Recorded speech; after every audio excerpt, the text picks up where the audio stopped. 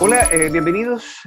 Nos encontramos en plena jornada de elecciones, de las mega elecciones, elecciones a convencionales constituyentes general, también los cupos reservados para pueblos originarios. Estamos eligiendo también gobernadores, alcaldes y concejales para hablar exclusivamente respecto de la incorporación de los pueblos originarios en la redacción de la nueva constitución y la elección de los constituyentes. Me encuentro en este minuto con Verónica Figueroa Huencho, mapuche, académica de la Universidad de Chile. Bienvenida, Verónica, gracias por estar con el mostrador.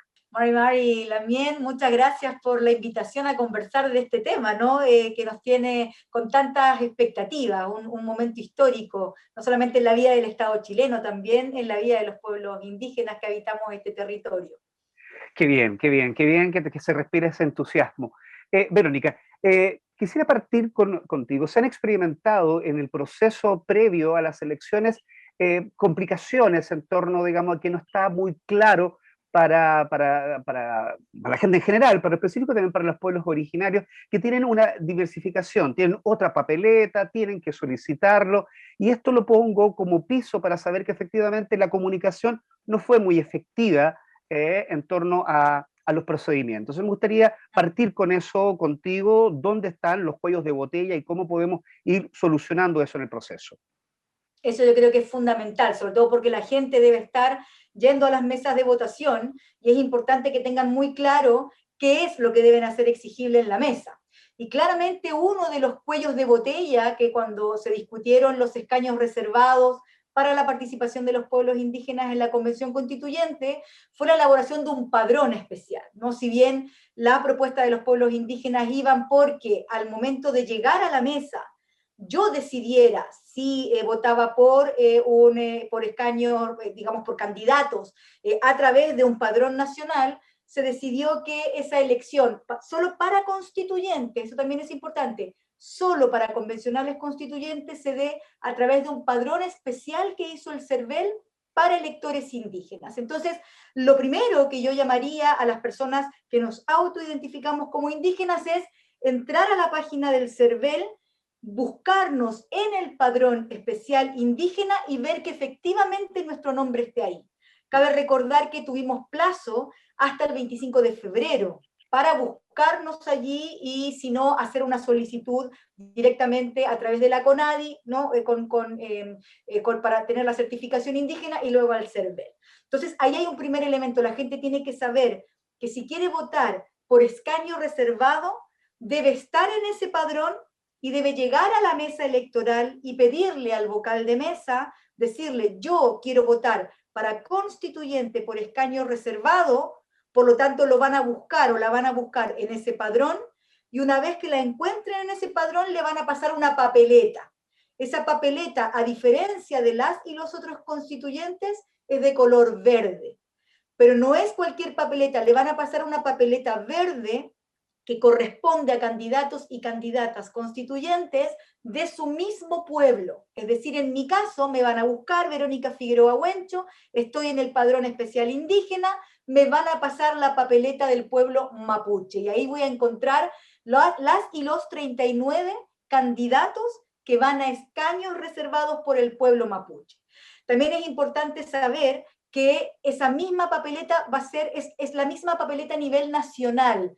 No es que dependiendo del distrito yo voy a tener Eso es muy distintas importante. Ustedes, los pueblos originarios no eligen a un representante por un distrito. Tú puedes vivir acá en Santiago, derechamente, pero no vas a buscar al representante mapuche de Santiago, ¿no? tal cual, sino que yo escojo entre esas y esas, de esos 39 candidatos y candidatas que están en esa papeleta, yo tengo que escoger uno. Lo importante también ahí, a propósito de que la papeleta es del pueblo al que yo pertenezco, también es importante saber que solamente, como decía, la papeleta es para constituyentes es de color verde, y para las otras elecciones de concejales, alcaldes, gobernadores, Igual para yo todos. voy a votar exacto por la papeleta beige. Entonces, muy importante porque lo más probable es que nosotros como indígenas tengamos que decir eso cuando lleguemos a la mesa electoral. Entonces, eso también Perfecto, esas es como las recomendaciones básicas para iniciar este proceso. Ahora ya entrando en el proceso sí. mismo, bueno, además también tenemos una constitución que es paritaria. ¿Cómo funciona? ¿Cómo se conjuga lo paritario con los escaños reservados para pueblos originarios? Bueno, eso también es muy importante porque lo que nos vamos a encontrar en la papeleta es que vamos a tener una candidatura y su alternativo de género, ¿no?, opuesto en la papeleta. Entonces, lo importante es que cuando nosotros escojamos a las candidaturas por pueblo, yo estoy escogiendo, ¿no?, candidatos y candidatas que van como una primera opción. Ahora, para lograr la paridad, en el caso, por ejemplo, del pueblo mapuche, que vamos a elegir 7 representantes, se van a ir descontando, ¿no?, desde aquellos que tengan, ¿no?, las primeras mayorías, y a medida que vayamos descendiendo y llegando a quienes tienen menos cantidad, se va a ir haciendo esa corrección dentro de, en este caso, para el pueblo mapuche. Pero la convención es paritaria, los escaños reservados son paritarios. Entonces lo mismo ocurre con el resto de pueblos. Ahora hay pueblos que van a escoger solo un representante. Entonces la corrección se va a hacer al final, es decir, sumando a todos los representantes. Exactamente, por eso tienen esta candidatura, digamos, alternativa o paritaria que va a estar al lado, para hacer esa corrección. Si mi candidato o candidata por la que yo voté tiene menos votos, para poder corregir hacia un lado o hacia el otro, se va a aplicar de acuerdo a la magnitud de las votaciones, ¿no? Perfecto. Ahora, eso sí, obviamente siempre va a ser, hasta que no estemos allí, en el conteo, va a ser complejo, obviamente, porque la lógica de elección de los pueblos indígenas es distinta a la que ocurre con el resto de constituyentes, ¿no?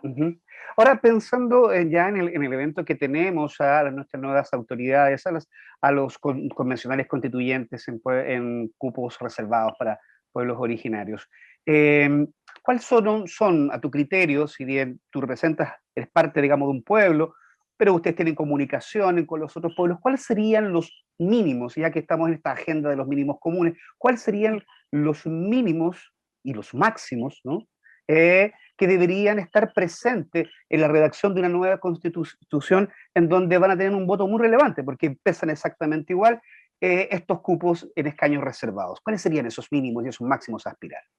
Sí, yo diría que hay de dos tipos que vamos a tener que mirar en esa discusión. Unos muy prácticos, que tienen que ver con la configuración del reglamento, ¿no? La reforma constitucional señala que la convención tiene la atribución de darse un reglamento.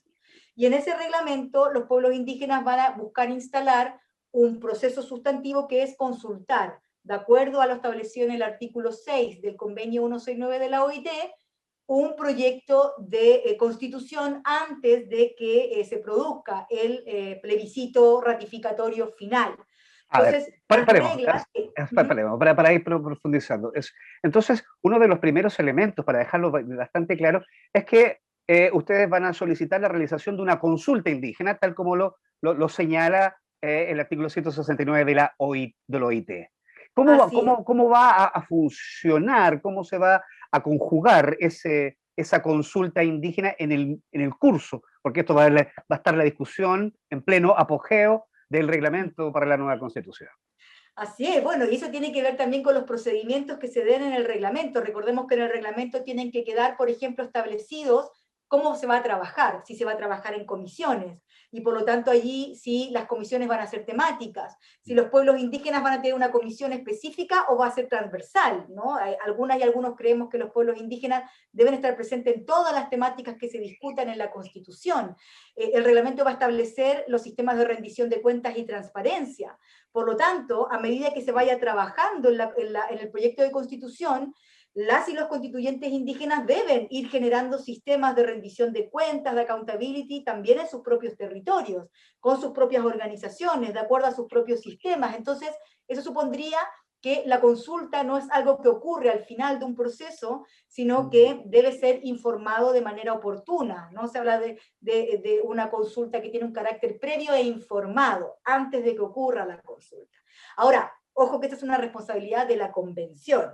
no de las y los constituyentes indígenas. La convención es la que se compromete a respetar los tratados y pactos internacionales que el Estado de Chile ha ratificado a la fecha.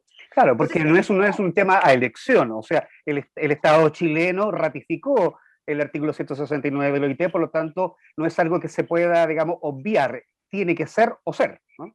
así es, desde el año 2008 está vigente en nuestro país y por lo tanto allí tiene que operar un proceso de consulta que va a ser inédito además, ¿no? Porque se ha consultado, recordemos, para reformas a la Constitución, ese ha sido como el más alto nivel de consulta, pero ahora es una nueva Constitución con participación efectiva de pueblos indígenas. Así que ese es un tema de corto plazo, recordemos que tiene un año para funcionar la convención, el reglamento debería, ¿no? Definirse de manera más o menos rápida para poder funcionar, así que esa discusión va a ser bien interesante de seguir. Y Una luego vez ya superado viene, eso. exacto, y una vez superado eso, ya viene la estrategia de instalar en la discusión de la Constitución los temas sustantivos, claves que como pueblos indígenas queremos instalar. Sin duda, uno de gran relevancia es el carácter del Estado, y que es que el Estado de Chile se reconozca como un Estado plurinacional. ¿Cómo podría quedar redactado eso en la Constitución? Bueno, debería haber un artículo que señale que Chile se reconoce como un Estado plurinacional, o que Chile es un Estado compuesto por una comunidad de naciones, y debe quedar a ese nivel, a ese estándar, el Estado plurinacional, y ahí ha habido mucha consonancia entre las candidaturas a constituyentes indígenas, que ese es un tema sustantivo. Un segundo tema sustantivo, que tiene más debate, es que la Constitución reconozca, tal cual está establecido en el derecho internacional, el derecho a la libre determinación y autonomía de los pueblos indígenas.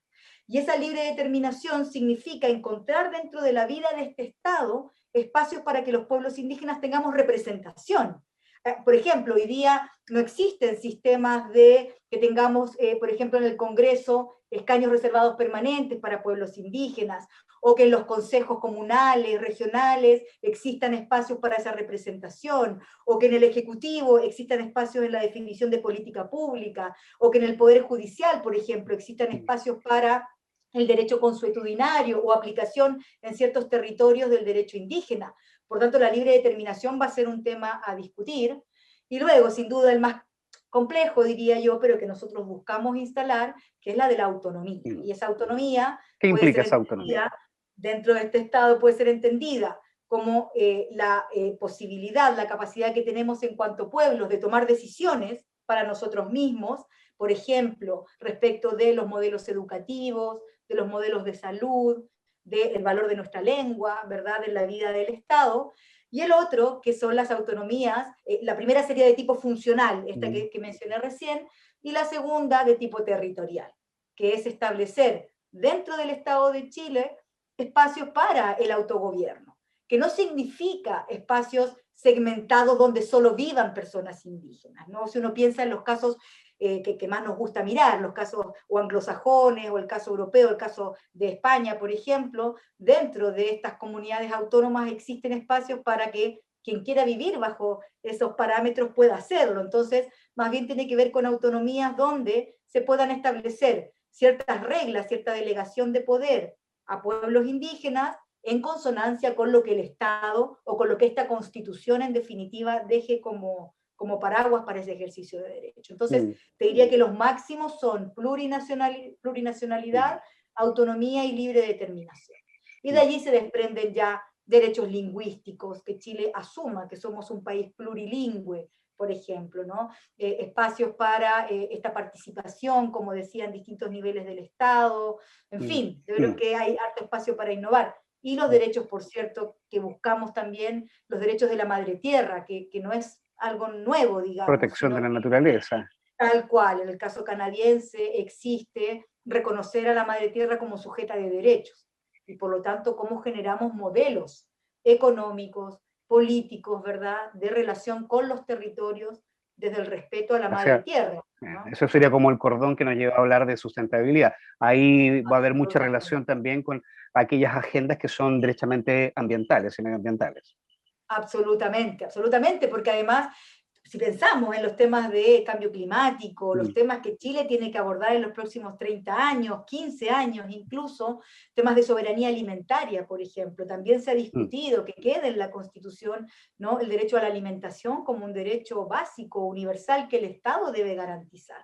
En la pandemia hemos visto la escasez de alimentos, ¿no? La falta efectivamente de que han emergido las ollas comunes porque no hay la capacidad de ejercer ese derecho a la soberanía alimentaria. Entonces, las propuestas de los pueblos indígenas van en consonancia con, digamos, con modelos mucho más respetuosos, sustentables, y yo te diría incluso generosos con las próximas generaciones, que es a quienes va a afectar esta Constitución, ¿no?, Ujú. que son las generaciones futuras.